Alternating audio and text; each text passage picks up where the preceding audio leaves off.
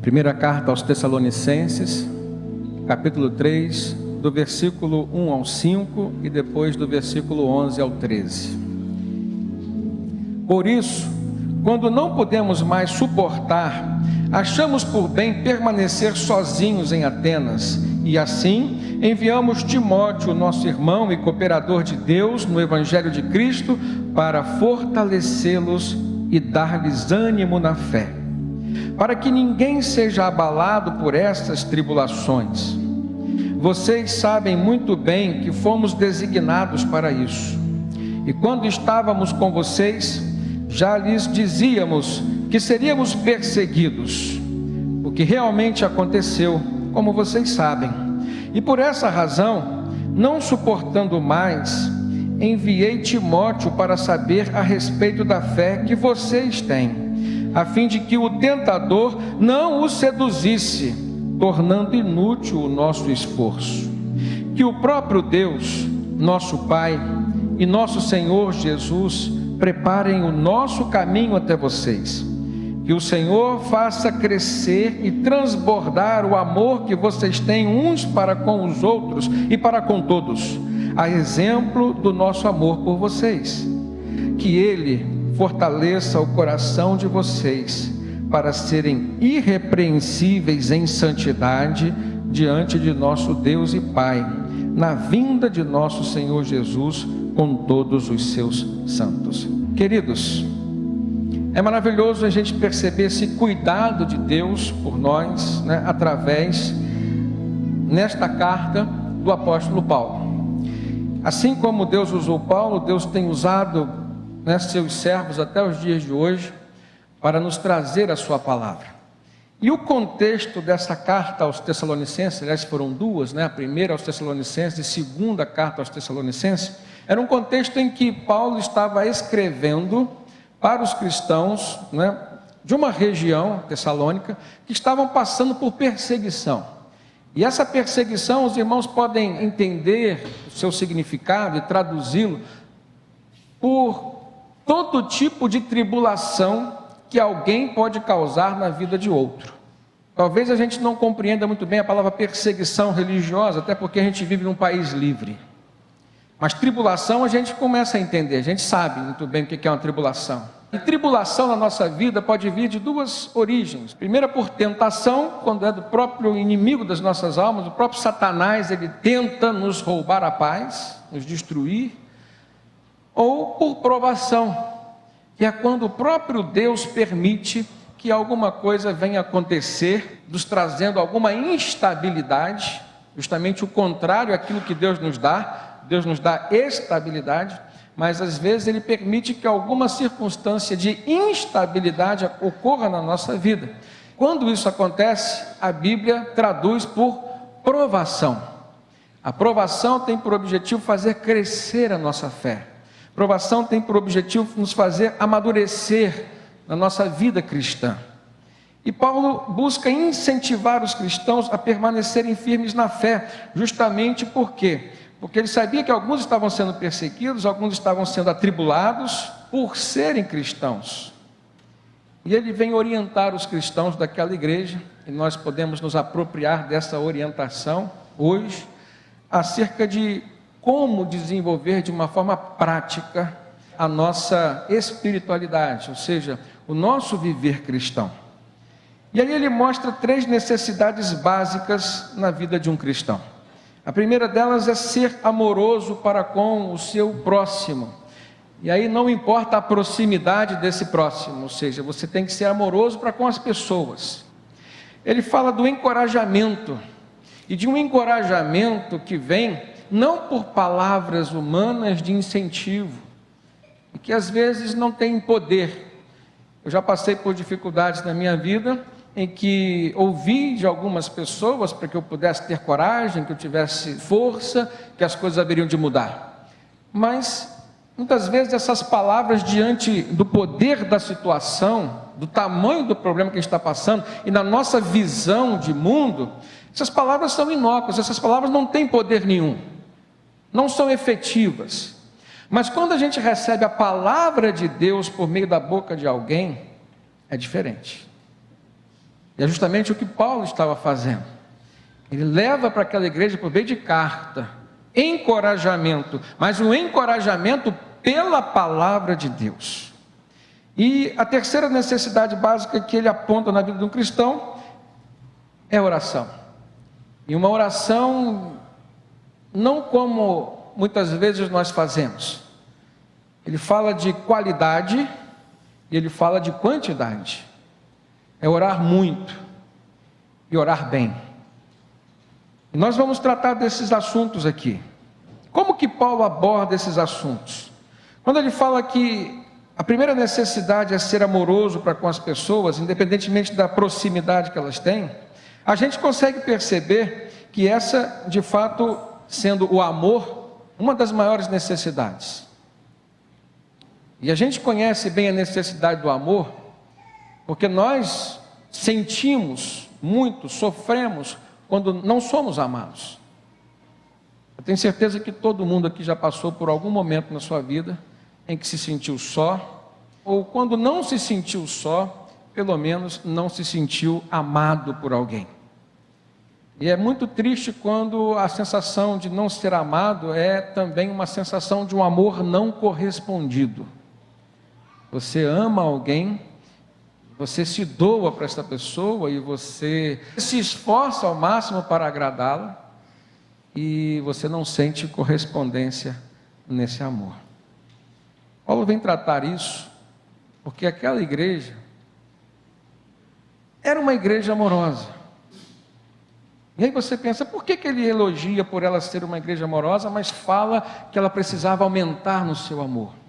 Ela precisava crescer. Aliás, ele diz que ele estava orando para que aquela igreja pudesse crescer e ser transbordante no amor. Justamente porque o amor, ele revela Deus na nossa vida. A Bíblia fala que Deus é amor. O amor é a identidade divina. E não há como você desenvolver na sua fé, que é básico na vida cristã, se você não desenvolver no amor. Não há como você se aplicar ao serviço cristão, se você não consegue nem amar o seu próximo, o seu semelhante, o seu irmão. E a gente pode extrapolar essa questão do amor.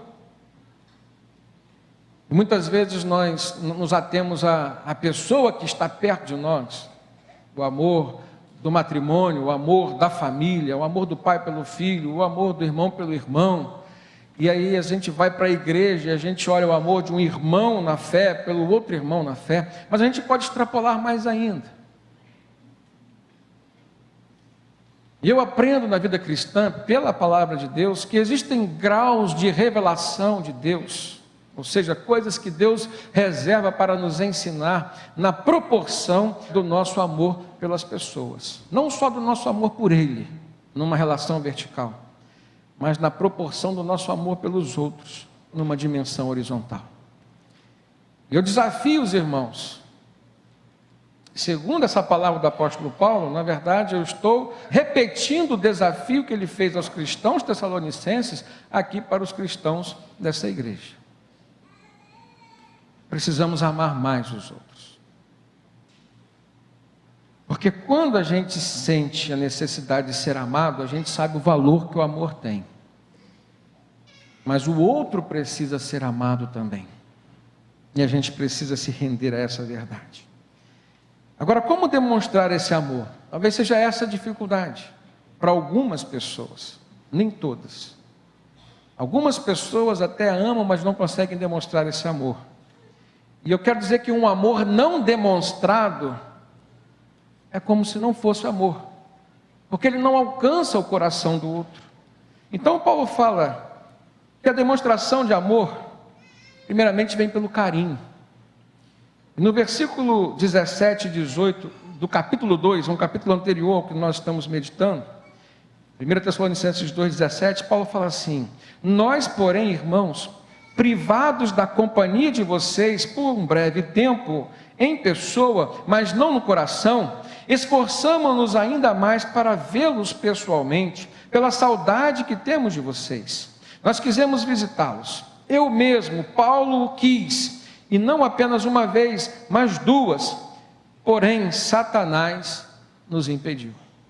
A gente começa a ver a importância do amor como bênção na vida de quem ama, não só na vida de quem é amado, quando a gente vê uma ação externa, espiritual, diretamente de Satanás, impedindo as pessoas de demonstrarem o seu amor pelas outras.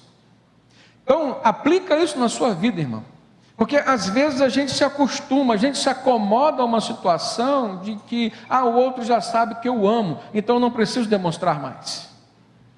E é justamente o momento em que você está sendo vítima de uma ação maligna, espiritual maligna. Para que isso venha enfraquecer o seu relacionamento, para que isso venha reter algumas revelações da parte de Deus que estão reservadas para você no momento em que você demonstra esse amor, exerce esse amor. E o que Paulo está falando aqui é que ele teve o claro discernimento de que fora Satanás quem tinha impedido-o de ir até os irmãos em pessoa, mas ele assume que isso não basta. Quem ama precisa, de certa forma, estar junto, precisa compartilhar e demonstrar esse amor. A segunda maneira de demonstração de amor, na primeira é o carinho que Paulo demonstrou ter pelos cristãos, ele escreveu isso para os cristãos tessalonicenses. Mas a segunda forma de demonstração de amor é predisposição a se autossacrificar pelo bem do outro. No capítulo 3 dessa carta aos Tessalonicenses, ele já começa dizendo: por isso, quando não podemos mais suportar a perseguição que eles estavam tendo lá, achamos por bem permanecer sozinhos em Atenas. E assim enviamos Timóteo, nosso irmão e cooperador de Deus no Evangelho de Cristo, para fortalecer-lhes e dar-lhes ânimo na fé. O que Paulo fez aqui? Num tempo de perseguição religiosa, irmãos, andar sozinho significava correr um risco de morte. E era comum, aliás, Jesus ensinou os seus discípulos a caminharem evangelizando de 2 em 2 pelo menos. E Paulo estava com Timóteo em Atenas. E ele não conseguiu ir. Então ele enviou Timóteo. Ele assumiu o risco de ficar sozinho lá. De uma certa forma foi um alto sacrifício que ele fez. Ele colocou a sua vida em risco para que os irmãos tessalonicenses pudessem ser fortalecidos na fé a partir das palavras do seu companheiro Timóteo. E quando a gente fala de auto-sacrifício, existe uma referência muito maior do que a de Paulo, que é a de Jesus. Então eu quero pegar estes exemplos de Paulo, de Cristo, e fazer uma pergunta: como tem sido a nossa vida cristã no que concerne ao sacrifício que nós temos feito para demonstrar o nosso amor por Deus e pelos nossos irmãos. E quando eu falo irmãos, entenda também as pessoas da sua família, entenda o seu próximo, porque quando Deus deu o seu mandamento do amor ao próximo, Ele não se restringiu ao amor pelos irmãos da igreja, Ele não se restringiu ao amor pelos parentes, Ele falou amor por todos. É importante, irmãos, a gente refletir sobre isso. Isso é básico. Você pode dizer: pastor, mas isso eu já sei. Mas nós não estamos falando de coisas que são novas. Eu tenho certeza que Paulo não estava escrevendo uma novidade para os cristãos tessalonicenses. Ele estava falando de uma necessidade básica que era perceptível na vida daqueles irmãos. Ele recebia informações de como estavam as igrejas que ele havia plantado.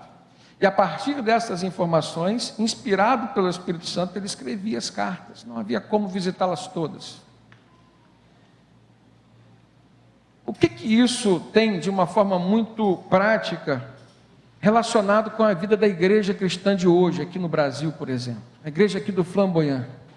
Todas as facilidades que nós temos para cultuar a Deus, para sentirmos a presença de Deus mais forte, para sabermos que Deus ouve as nossas orações.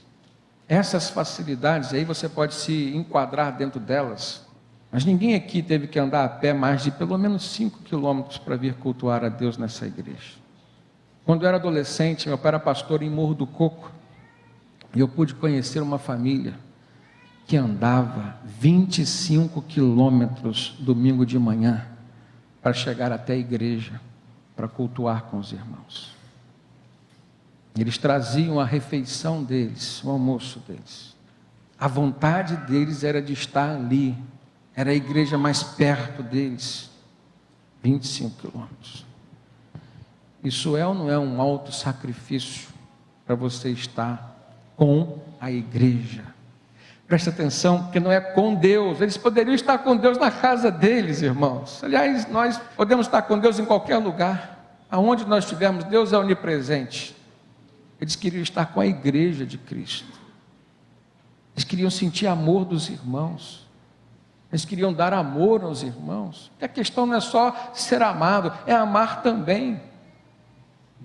As facilidades que nós recebemos hoje, muitas vezes elas trabalham contra o desenvolvimento da nossa fé e do nosso jeito de enxergar e de viver Cristo. Talvez se fôssemos mais perseguidos, se tivéssemos mais dificuldades, nós valorizaríamos mais a igreja do Senhor. Valorizaríamos mais o irmão que está ao nosso lado. E a terceira forma de demonstrarmos esse amor é termos atitudes de proteção para com os outros. Paulo sempre levou em consideração a possibilidade de uma ação maligna contra a igreja, contra os irmãos. Ele sempre levou em consideração a possibilidade de uma intervenção de Satanás, por exemplo. E por isso ele se preocupava tanto em animar, em encorajar e agora em proteger aqueles irmãos. Olha só o capítulo 3, versículo 5. Ele fala assim: por essa razão, não suportando mais, eu enviei Timóteo para saber a respeito da fé que vocês têm. Eu não estou suportando mais ficar longe de vocês, não estou suportando mais não ter notícias de vocês. Então eu enviei Timóteo para saber a respeito da fé que vocês têm, a fim de que o tentador não os seduzisse, tornando inútil o nosso esforço em quê? Em pregar. Alguém aqui já teve a graça de evangelizar alguém e essa pessoa se converter? Então, aqueles que já conduziram alguém para Cristo, eu vou fazer uma segunda pergunta. Quem aqui já viu alguém que você conduziu para Cristo se perder na caminhada cristã, ou seja, abandonar o Cristo? Lembra da parábola do semeador? Em que Jesus disse, olha, o semeador saiu a semear e o primeiro lugar que ele semeou, a semente caiu aonde? Na beira do caminho. Ele fala, vieram as aves do céu e comeram a semente, nem deixaram aquela semente penetrar na terra. Aquela terra era uma terra seca, era uma terra dura. Depois Jesus vai explicar para os discípulos que aquelas aves do céu representam Satanás, que vem e rouba a palavra que foi semeada. O que Paulo está falando aqui de proteção espiritual é justamente isso. Não é porque você aceitou a Cristo, não é porque você está no caminho de Cristo, e você não corre riscos.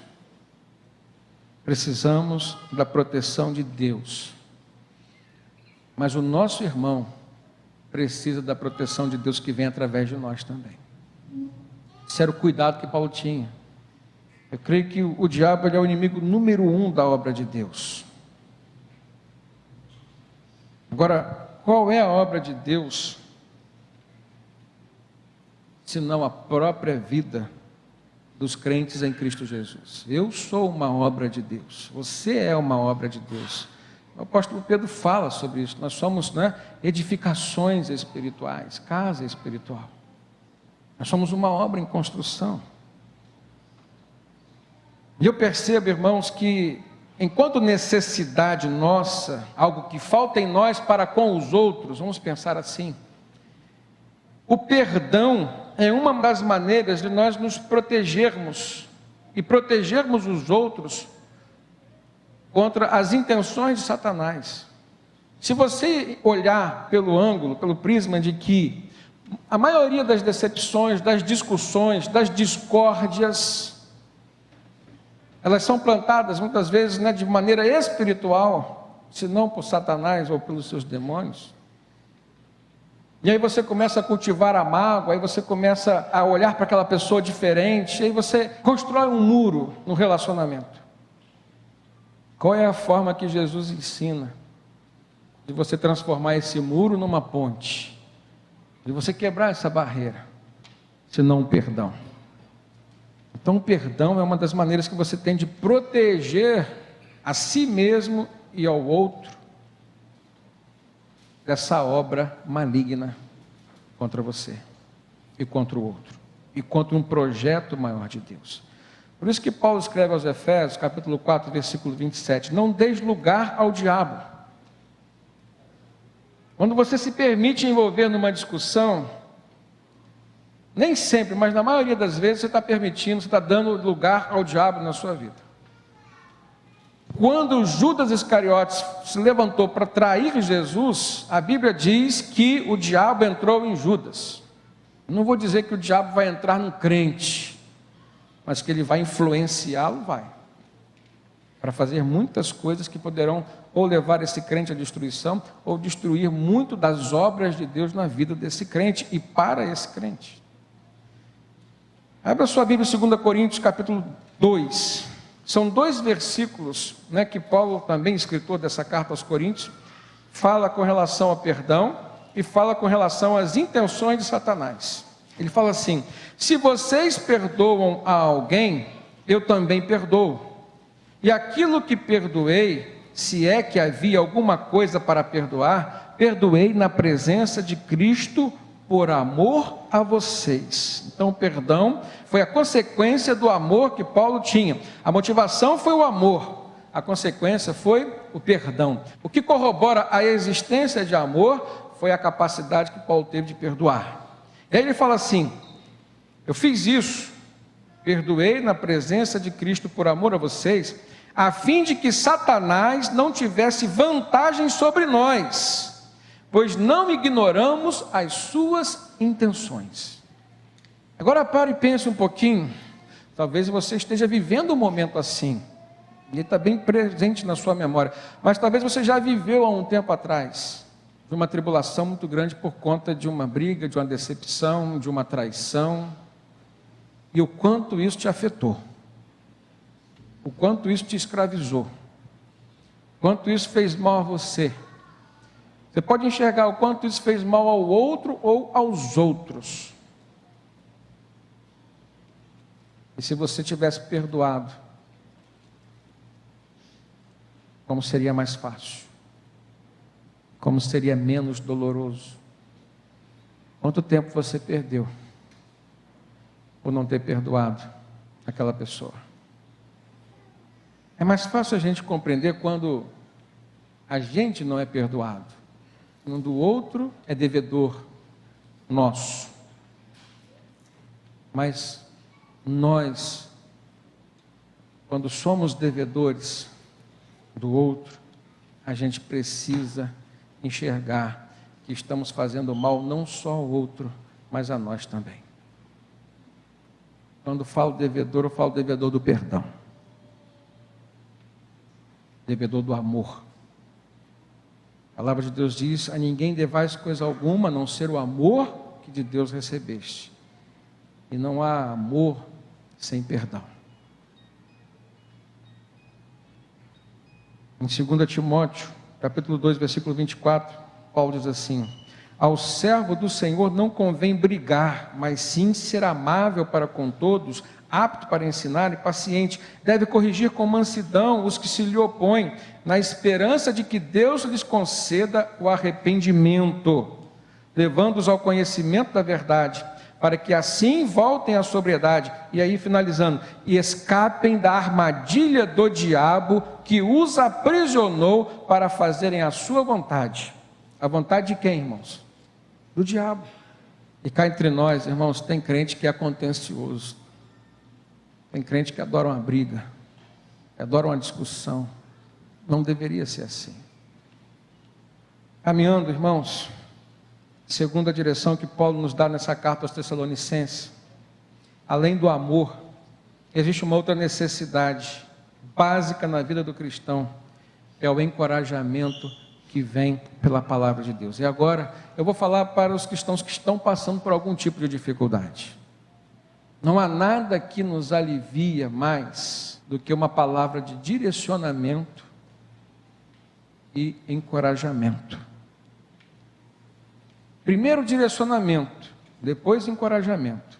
O direcionamento, quando vem de Deus, ele é perfeito. Então, se você recebe uma palavra de direcionamento que vem de Deus, essa pessoa te aponta a direção certa. E aí você já sabe o que você tem que fazer.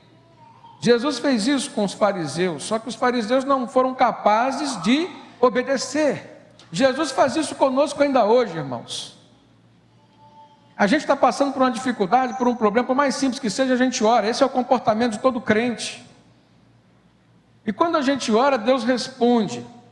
Seja sim, seja não, seja um aguarde. Mas quando você pede direção, Deus te dá. Ele sabe da sua necessidade. Aliás, Ele sabe do tempo que você precisa para tomar a sua decisão. E a resposta do Senhor virá. O grande problema é o segundo passo. É o encorajamento para você fazer aquilo que Deus determinou que você fizesse. Deus está dizendo, o problema da sua família é o casamento que você não teve coragem de realizar com a sua mulher. Gente que vive junto, amaziado, coisa que o Estado reconhece, mas que a Bíblia não reconhece.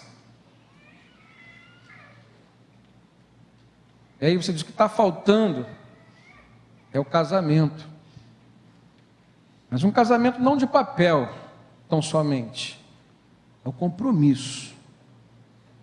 Aí você descobre que aquele homem está com aquela mulher há 20 e tantos anos, já teve filho com ela, e o que está faltando nele é coragem.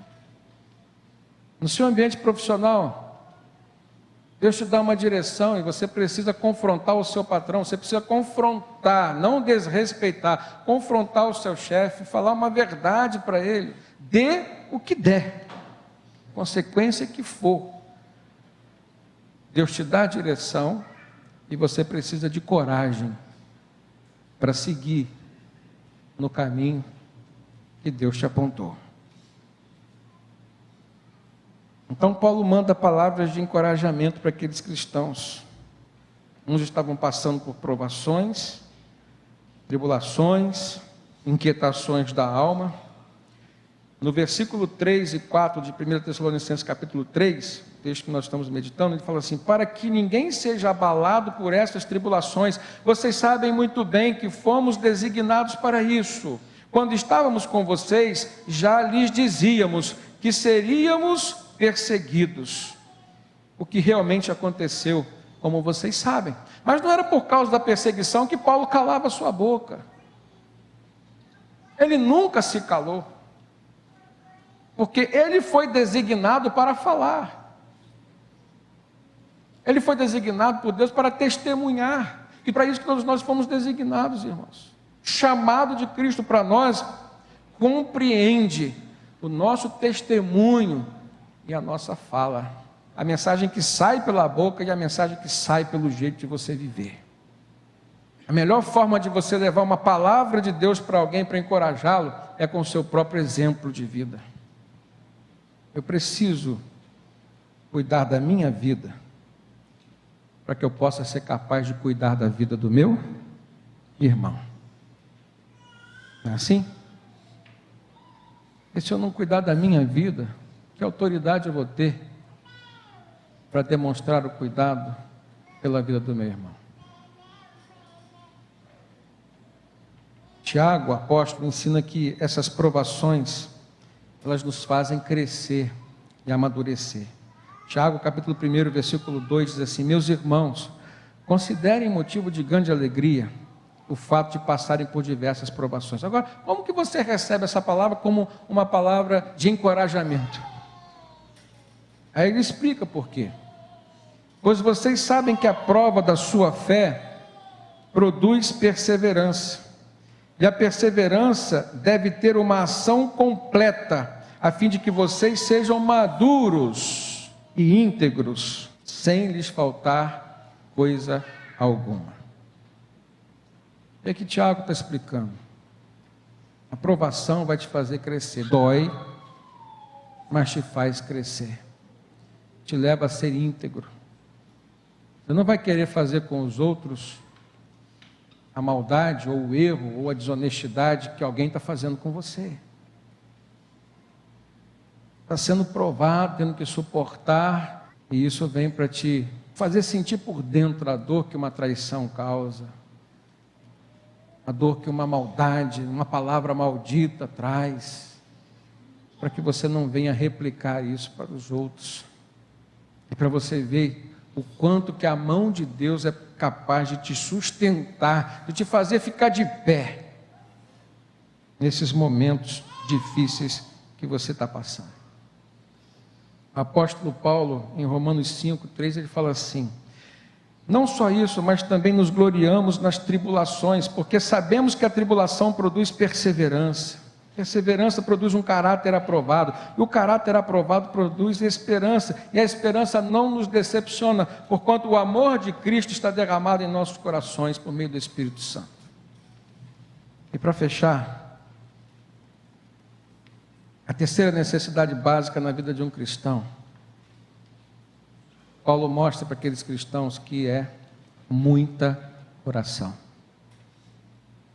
E muita aqui é qualidade e quantidade. Quantidade e qualidade.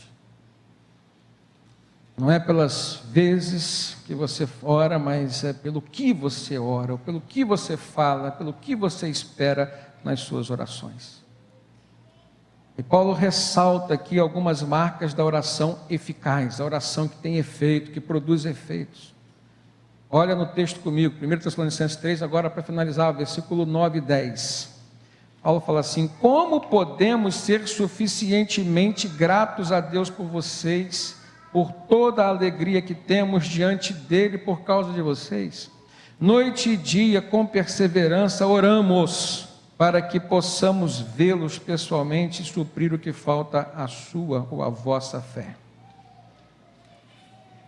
Como podemos ser gratos a Deus? Oração com gratidão. Por toda a alegria que temos diante dele por causa de vocês, oração com alegria. Noite e dia, com perseverança, nós oramos. Oração precisa ter perseverança, para que possamos vê-los pessoalmente e suprir o que falta à sua fé. Oração precisa ter propósito.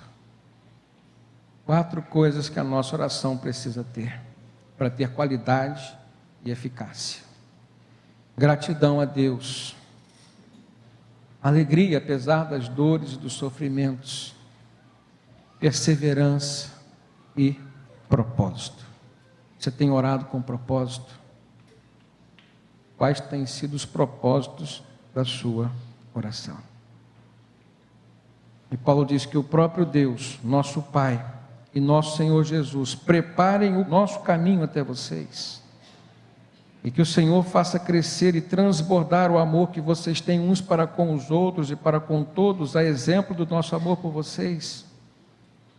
E ele conclui esse texto da carta falando, versículo 13, que Deus, Ele, fortaleça os seus corações para serem irrepreensíveis em santidade diante de nosso Deus e Pai, na vinda do nosso Senhor e Salvador Jesus Cristo, com todos os seus santos. Amém?